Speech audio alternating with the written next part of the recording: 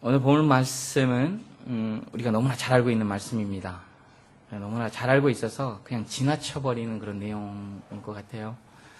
그래서 참 지금 6장에 오늘 말씀에 있는 본문 말씀을 보면서 지금 이 시대와 아담 이래의 시대 똑같지 않나라는 생각을 해봅니다.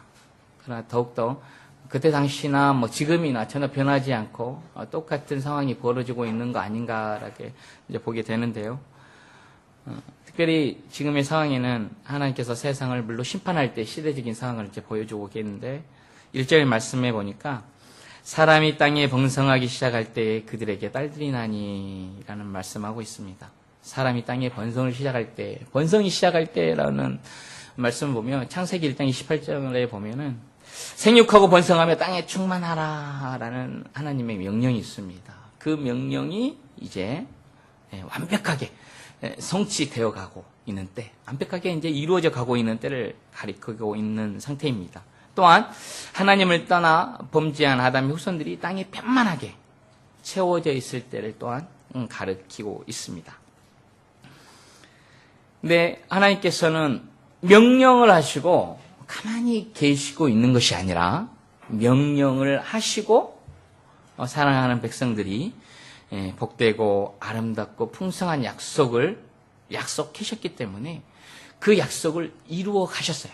하나님 편에서는 하나님이 지속적으로 은혜를 베풀어 주셨다라는 거죠.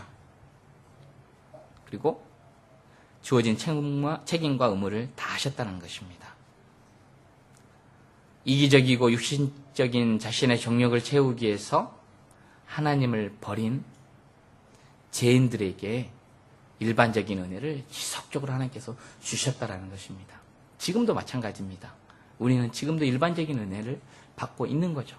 특별히 하나님의 선택된 백성들은 특별한 은혜를 받고 있다는 사실을 분명히 우리는 알아야 될 것입니다.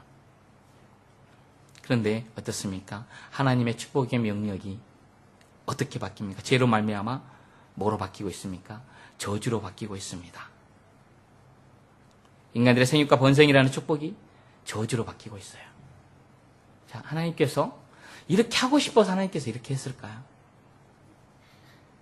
그건 아니시잖아요. 그죠? 왜냐하면 하나님께서 인간들에게 베풀어 주신 은혜가 있는데 그 은혜를 자기 자신들을 위해서 자기 자신의 탐욕과 쾌락의 도구로 사용했기 때문에 2절 3절에 보면 하나님의 아들이 사람의 딸들의 아름다움을 보고 자기들의 좋아하는 모든 자로 아내를 삼는지라 여호와께서 가라사대 나의 신이 영원히 사람과 함께하지 아니하리니 이는 그들이 육체가 됨이라 그러나 그들의 날이 120년이 되리라 하시니라 라고 말씀하고 있습니다. 여기에서 하나님의 아들과 사람의 딸이 구체적으로 어떤 사람을 가리키고 있는지에 대해서는 여러 의견이 있습니다. 그러나 일반적으로 경건한 믿음의 사람들과 경건치 않는 사람들을 의미하는 견해가 많이 있습니다. 즉 하나님을 알고 있는 자들, 하나님이 어떤 분이신지를 알고 있는 자들, 믿음을 소유하고 있는 자들조차도 세상의 탐욕과 쾌락을 추구하고 살아가고 있었다는 얘기입니다. 지금 시대와 너무나 똑같은 상황. 그 시대 사람들은 보기에 아름다우면 누구나 아내를 다 삼았어요. 내적인 아름다움과 성숙에는 전혀 관심이 없고 자신들의 쾌락만을 위해서 쾌락을 채우기만 해서 아내를 삼았다는 것입니다. 빚어버린 사람들이 창조주 하나님께서 세워놓으신 질서를 무너뜨렸어요. 다 같이 함께 더불어 살아야 될 세상을 양육강식, 적자생존, 성공주의, 물질주의, 무질서의 탐욕이 지배하는 세상으로 인간들이 바꾸어 버렸습니다. 스스로 왕이 되기 위해서 절대 권위자이신 하나님까지 무시하고 선악과를 먹어버렸던 아담의 후예들의 사실이 여지없이 드러나고 있는 것입니다. 하나님께서 심판하실 수밖에 없는 악하고 끔찍한 죄를 서슴없이 저질렀습니다. 그러나 이러한 현상은 결코 일시적으로 일어난 게 아니었어요. 어느 날 갑자기 나타난 현상도 아니었습니다. 첫사람 아담 때로부터 이어져 내려온 죄의 정체입니다. 제 근본적인 뿌리였습니다. 시간이 흐를수록 더 심화되었습니다. 아무리 눈을 씻고 보아도 좋아질 가능성은 전혀 보이지 않았습니다. 깊은 어둠 자체였어요.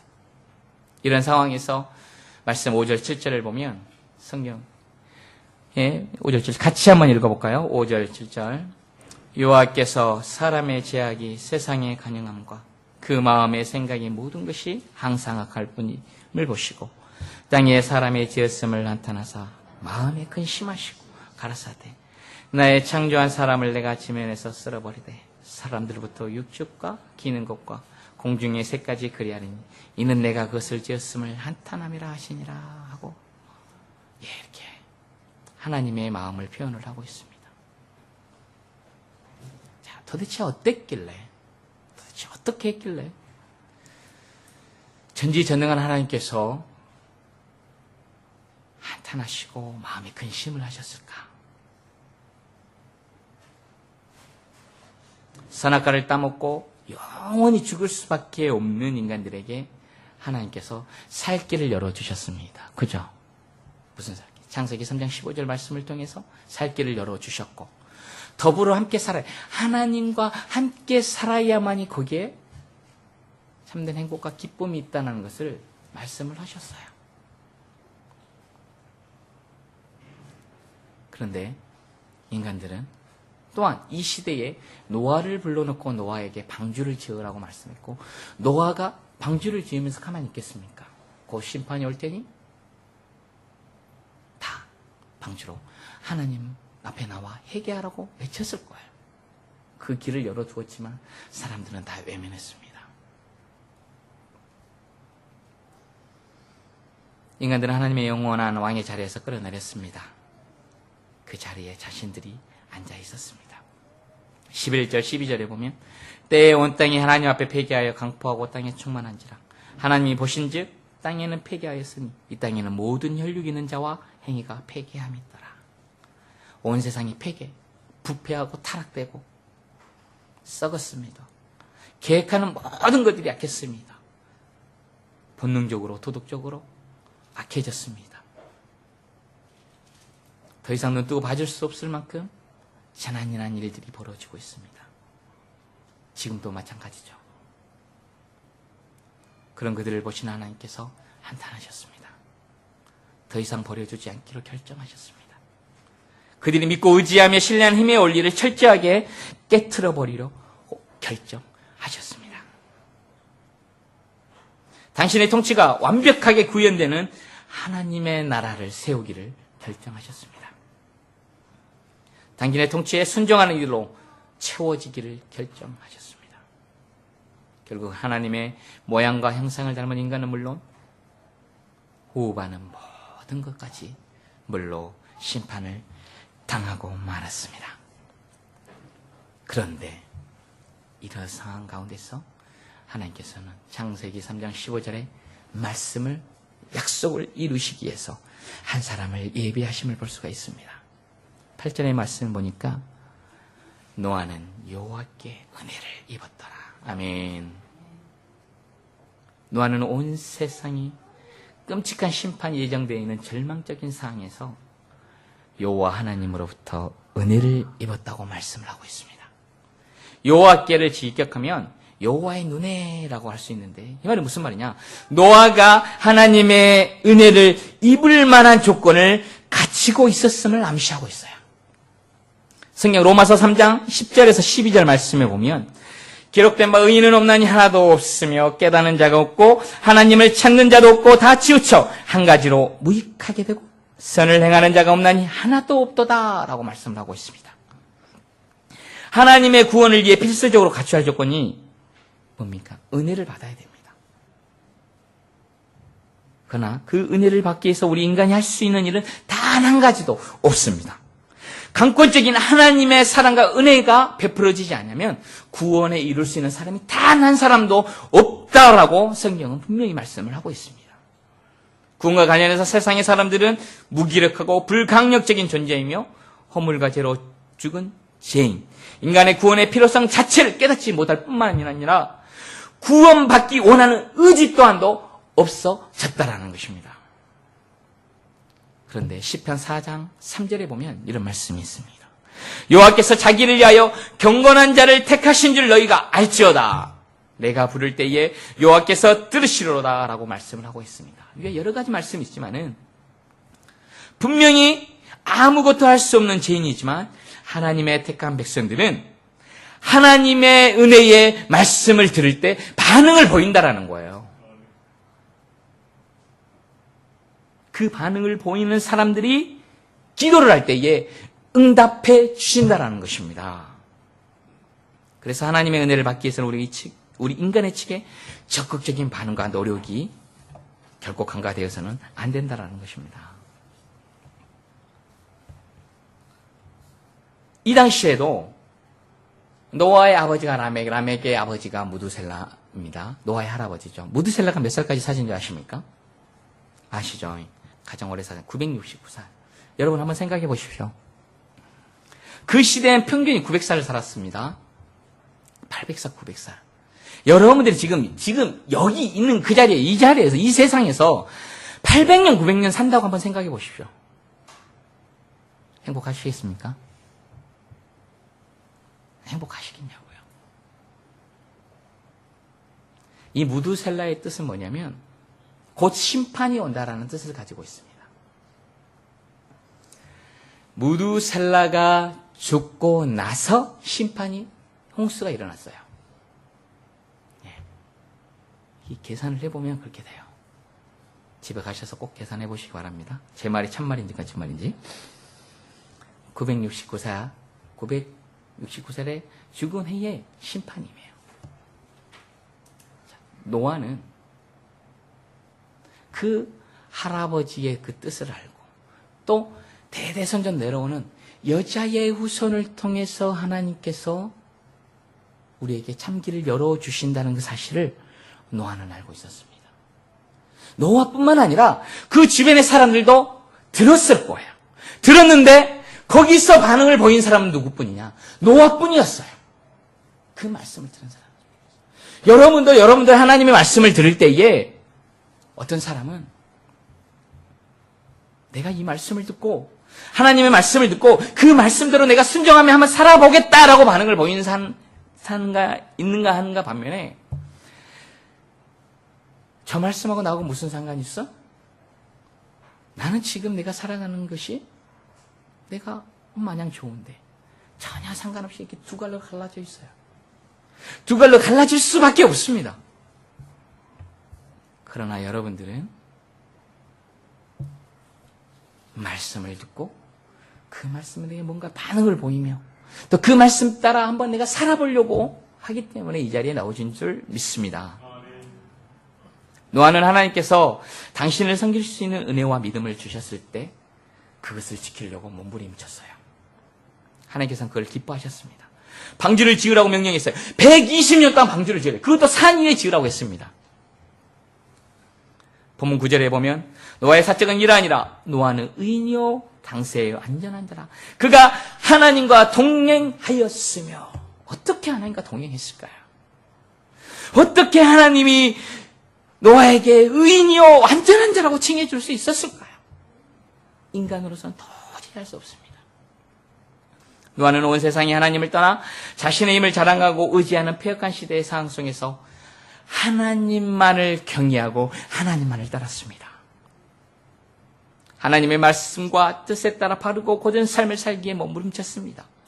경건하고 정직하게 살기에 몸부림쳤습니다. 하나님과 사람들 앞에서 부끄럽지 않게 삶을 살기에 몸부림쳤습니다. 성실했습니다. 하나님께서 그렇게 피나는 노력을 높이 평가해 주셨다는 것입니다. 그래서 의로 완전한 자로 인정해 주셨다는 것입니다. 누구도 받을 수 없는 놀라운 은혜의 은혜를 덧입혀 주셨다는 것입니다. 그런데요, 노아가 그 말씀을 듣고 그 말씀에 따라 반응하며 살아갈 때에 하나님께서는 거기에서 멈추지 않고 은혜의 은혜를 허락해 주셨는데 그 은혜가 이 삶을 어떻게 살아갈 수 있는, 구별된 삶을 살아갈 수 있는 진짜 인간 능력의 은혜를 하나님께서 지속적으로 덧입혀 주셨어요. 온 세상이 심판하는 상황에서 넉넉한 구원을 내 허락을 해 주셨고 하나님의 완벽한 통치가 이루어지는 그 방주 안에서 하나님의 나라를 누리며 살아갈 수 있었습니다. 구원의 기쁨과 평안과 안식과 참된 만족을 누리며 살아갈 수 있었습니다. 여러분 한번 생각해 보십시오. 노아가 120년 동안 산에다가 배를 짓는데 여러분들 같으면 뭐라고 하겠습니까? 제가 저 산 위에다가 방주를 짓고 있습니다. 여러분들은 모르겠지만 여기 있는 세상 사람들은 저보고 미쳤다고 손가락질하고 난리법석을 떨 것입니다. 안 그러겠습니까? 심지어 아들조차들도 가만히 있겠습니까? 아버지 도대체 뭔 짓을 하는 거예요? 그것도 노아가 500세 때 이 일이 시작됐어요. 500세 때. 그 나이에.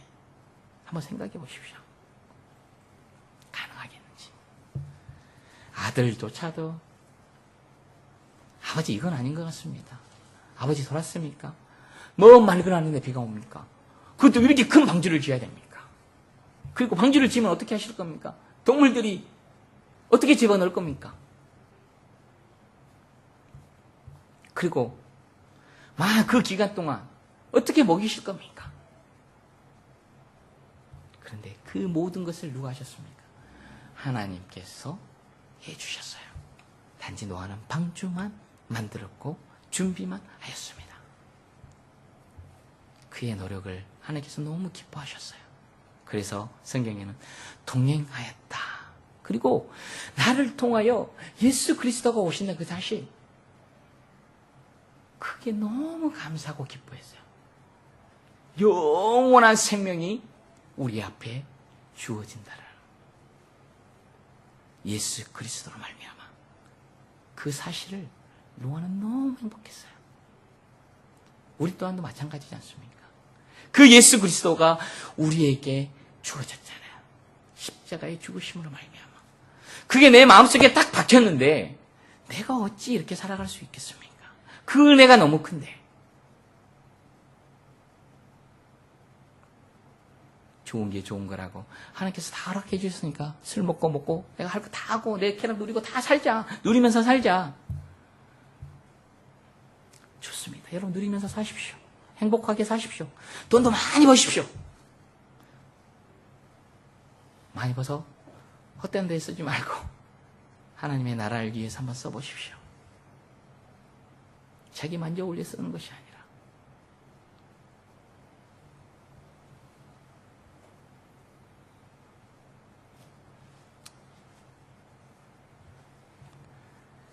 사랑하는 성도 여러분, 하나님께서 우리에게 은혜를 부어주실 수밖에 없는 삶을 살기 위해서 여러분 몸부림치고 살아가고 있습니까? 오늘도 내일도 모레도 바빠 죽겠는데, 먹고 살기 바빠 죽겠는데. 예, 맞습니다. 먹고 살기 너무 바쁩니다. 너무 힘듭니다. 이 세상을 이겨내기가 너무 힘들어요. 어렵고 힘든 한날과 시험이 주어진다 할지라도 세상과 타협하거나 양보하지 않고 오히려 정말 그 안에 그 힘들고 어려운 그 상황 속에서 하나님 한 분만을 바라보며 섬길 수 있는 그 힘을 한번 여러분들 소유하기 위해서 한번 강구해 보신 적 있으십니까? 내가 지금 이렇게 살아야 될 것인지, 내가 무엇을 위해서 살아야 될 것인지. 하나님께서는 이미 당신의 계획하신 모든 일들을 완벽하게 다 수행하셨습니다. 우리는 그 계획 가운데 참여만 하면 되는 거예요. 누가복음 17장 26절에서 28절의 말씀에 보니까 노아의 때에 된 것 같이 인자의 때에도 그러하니라. 노아가 방주에 들어가던 날에 사람들이 먹고 마시고 장가들고 시집가더니 홍수가 나서 저희를 다 멸하였으며 라고 경고하셨습니다. 하나님께서는 천사장의 나팔소리와 임하시는 예수님이 이 땅에 다시 한번 재림하실 때에 대부분의 사람들이 노아 때처럼 육신적인 즐거움에 취해 하나님께 돌아오기를 잊고 있을 거라고 경고하고 있습니다. 멸망 직전에 이르렀음에도 불구하고 회개할 줄 모른다고 경고하고 있습니다. 하나님의 영광이 아니라 먹고 마시고 시집가고 장가가고 육신적인 만족을 위해서만 살 것이라고 경고하고 있습니다. 그러나 예기치 않는 날 흔적도 없이 멸망하게 될 거라고 경고하고 있습니다.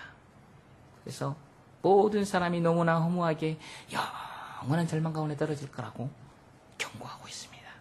사랑하는 성도 여러분, 오늘 누구를 위하여 무엇을 위하여 살고 있는지 우리 자신들을 한번 돌아봤으면 좋겠습니다.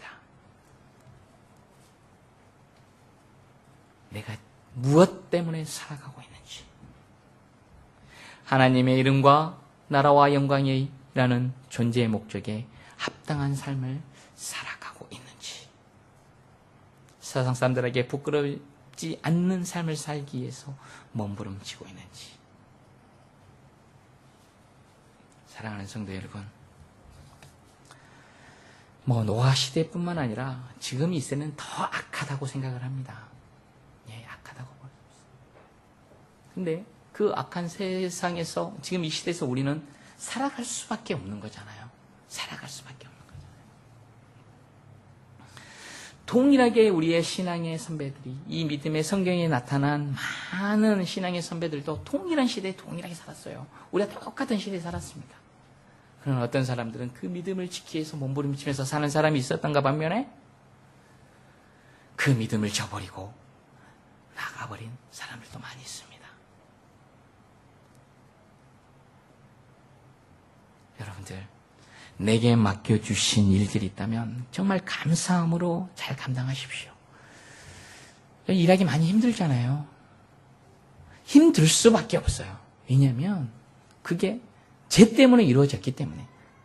그러나 죄 때문에 이루어졌던 일들을 이길 수 있는 방법을 우리는 알고 있어요. 그 길을 제시해 주셨거든요. 그게 무엇입니까? 예수 그리스도가 십자가에 말미암아 죽으심으로 말미암아 그 죄에서 이기셨잖아요. 그 세상을 이기셨잖아요.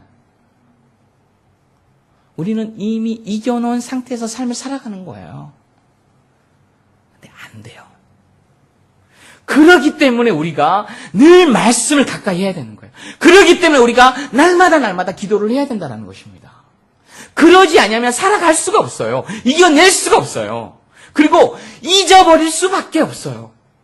하나님이 나에게 오늘도 동일한 은혜를 베풀어 주셨지만 그 은혜를 잊어버릴 수밖에 없다니까요. 그런데 잊지 않기 위해서는 그 은혜를 나를 위해서 십자가에 못 박혀 죽으신 그 은혜, 그리고 부활하셔서 영원한 길을 제시해 주신 그 은혜를 매일매일 묵상해 가며 살아간다는 거예요. 그냥 생각으로만 묵상하는 것이 아니라 말씀을 통하여 창세기부터 요한계시록에 나타난 그 말씀이 예수 그리스도가 왜 이 땅에 오셨고 어떤 일을 행하셨고 어떤 상황 속에서도 일을 하셨는지를 어떻게 이겨냈는지를, 믿음의 선배들이 이겨냈는지를 이 창세기와 요한계시록에 나타나 있다는 것입니다. 창세기와 요한계시록 특별한 책이 아니에요. 다 동일한 책입니다. 다 동일한, 예수 그리스도가 하셨다, 예수 그리스도가 하실 것이다, 이끌어 주실 것이다, 승리하셨다, 그런 내용이 창세기부터 요한계시록에 다 써 있다는 거예요. 근데 한 번만 듣고 이겨낼 수 있는, 아니요. 계속 지속적으로 깊이의 말씀을 깊이 봐야 되는, 그 깊이 있는 말씀을 계속 보다 보면 거기에서 야, 하나님께서 이렇게 우리를 사랑하셨구나, 그러면서 내가 더욱더 죄인이라는 걸 깨닫게 되는 거예요. 여러분, 내가 죄인이라는 걸 깊이 깨달을 때 거기서 오는 기쁨이야말로 이루 말할 수가 없습니다. 왜냐하면 그 죄 가운데서 나를 구원해 주셨다는 사실을 발견할 수 있으니까요.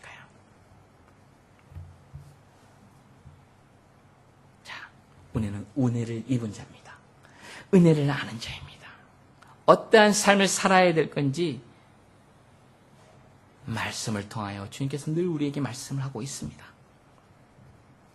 사랑하는 성도 여러분, 우리가 한번 힘들더라도 몸부림 한번 쳐봤으면 좋겠습니다. 그리고 이 은혜를 나만 알고 있는 것이 아니라 이 은혜를 많은 사람들에게 같이 나눴으면 좋겠어요. 그리고 은혜를 받았지만 또 다른 은혜 위에 은혜를 계속 구하십시오. 그리고 그 은혜를 내 주변에 있는 사람들에게 나누십시오.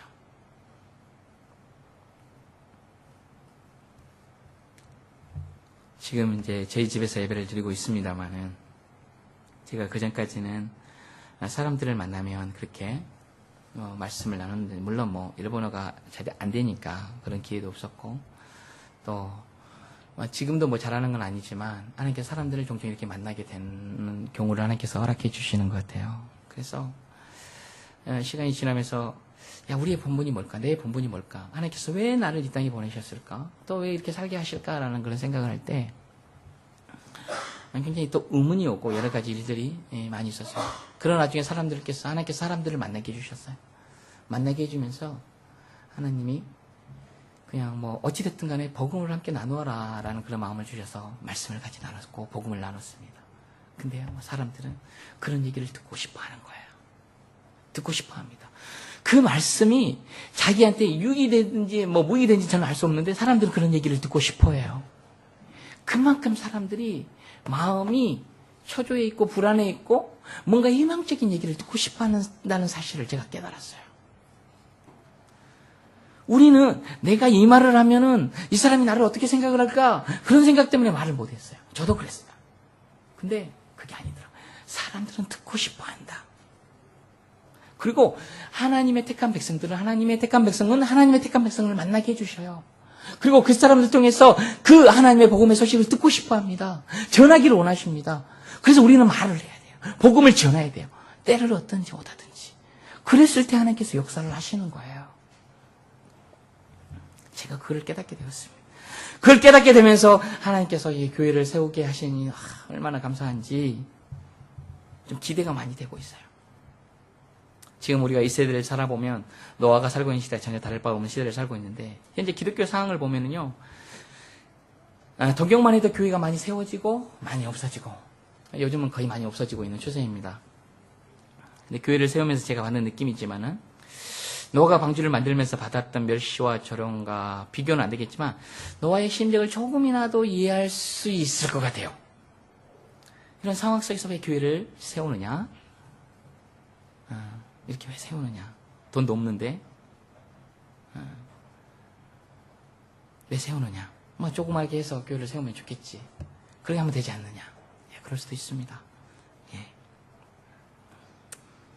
하나님께서 노아의 방주를 지으라고 말씀하셨듯이 교회의 세움을 통해서 하나님의 백성들을 불러 모으시는 것이 하나님의 소원임을 제가 교회를 세우면서 알게 되었습니다. 근데 중요한 것은 하나님보다 앞서 나가는 것이 아니라 하나님의 뜻을 구하고 하나님과 늘 기도하면서, 물론 이 기도가 어떻게 보면 제가 이렇게 기도하면 지금 한국교회 봐도 교회를 크게 지어놓고 이건 하나님의 뜻이다 라고 해놓고 교회를 지어놓고 그 빚을 못 갚아서 허덕이는 경우도 많이 있습니다. 넘어가는 경우도 많이 있습니다. 그런데 그런 부분들을 조절할 수 있는 그런 힘들이 인간에게 없거든요. 근데 그걸 할 수 있는 방법을 있어요. 그걸 조절할 수 있는 방법이. 그게 무엇이냐? 기도입니다. 기도예요. 그렇기 때문에 말씀과 기도가 필요한 거예요. 그러니까 여러분들이 기도해 주지 아니하시면은 목회자는 어느 길로 갈 줄 몰라요. 그러니까 여러분들이 기도가 너무 필요하다는 것입니다. 여러분들이 은혜를 받고 여러분들이 정말 바른 길로 가기 위해서는 강단에 세운 이 목회자가 어떻게 길로 가야 될 것인지에 대해서 여러분들이 늘 지속적인 기도와 여러분들의 격려가 필요하다는 것입니다. 여러분들의 신장, 성장의 모습이 필요하다는 것입니다.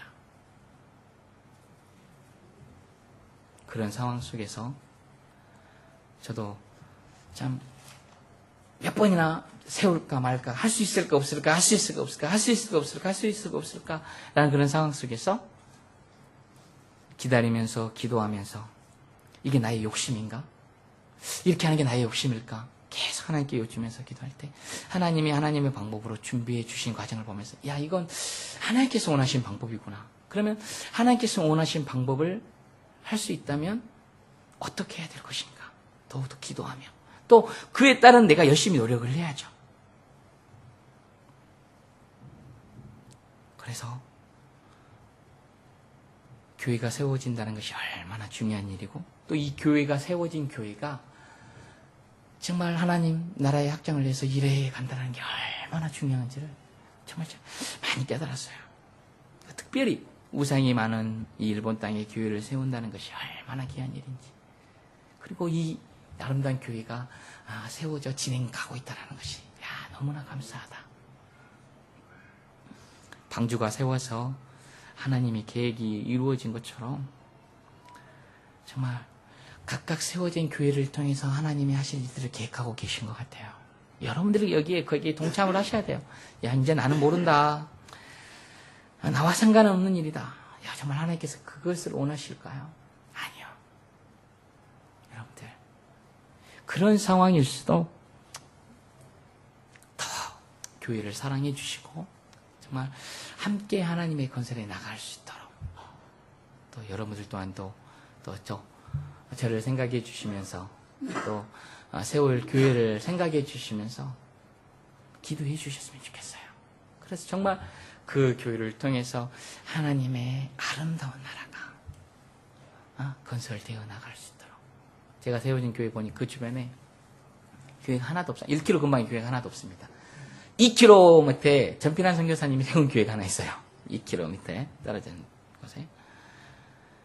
하여튼 하나님께서 또 귀한 일을 행하시려고 그러니 또 그에 따른 여러분들의 기도와 적극적인 응원이 필요한 것 같습니다. 기억하시고 기도해 주시고 자 오늘 내가 무엇을 위해서 살아야 될 것인지 또 무엇 때문에 내가 살고 있는지 또 내가 하나님의 어떤 은혜를 받았는지 그리고 또 어떤 은혜를 구하며 살아가야 될 것인지에 대해서 여러분들 매 순간순간 말씀과 기도를 통해서 살아가는 저와 여러분들이 되기를 주님의 이름으로 축원드립니다. 기도드리겠습니다. 하나님 감사합니다. 우리가 무엇이 간데 하나님께서 이렇게 사랑하여 주시고 은혜를 베풀어 주십니까? 날마다 은혜 위에 은혜를 구하며 살아갈 때 더욱더 크신 은혜를 허락하여 주시고 주님의 뜻을 구하며 살아가는데 부족함이 없는 우리의 삶이 되도록 주님 인도하여 주시옵소서. 이 교회에 주께서 함께하여 주시고 이 교회를 더욱더 사랑하여 주셔서 온 성도가 마음이 하나가 되어서 더욱더 이 땅에 이 일본 땅의 선교를 위해서 더욱더 열심히 내는 교회가 될 수 있도록 은혜를 베풀어 주시옵소서. 감사드리며 이 모든 말씀 우리 주 예수 그리스도의 이름으로 기도드렸습니다. 아멘.